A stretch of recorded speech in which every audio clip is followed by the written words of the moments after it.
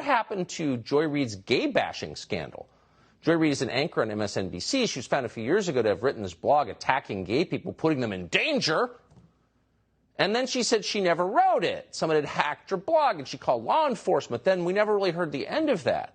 Did Vladimir Putin hack Joy Reid's gay-bashing blog? Chadwick Moore seems as likely as anyone to know the answer. He's the editor-in-chief of Outspoken. He joins us tonight. Chadwick Moore, thank you for coming on tonight. I'm glad you still feel safe in a country where Joy Reid is on the loose. What do you think happened with Joy Reid's gay-bashing blog that put millions of American gay people in danger? What was the truth of it, do you think?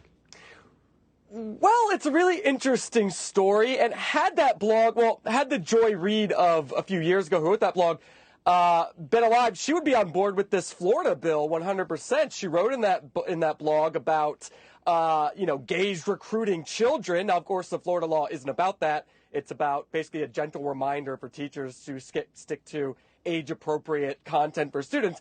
But she, the person who wrote this blog, we still don't know who it is, was virulently homophobic, obsessed with gay people, really, obsessed with outing gay people. So gay people everywhere. There's gays in the cabinets, there's gays under the furniture.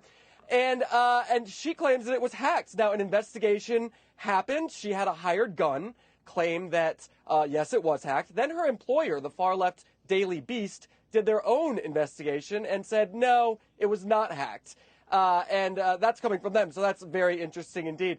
Now, then the FBI got involved, and we still haven't heard what came of that.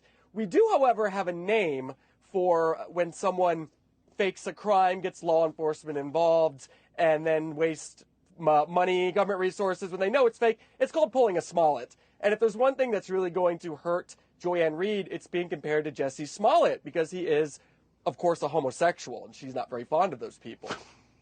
So that's a very good point, actually. So we've got a murder epidemic underway in the country. There's a war brewing in Eastern Europe.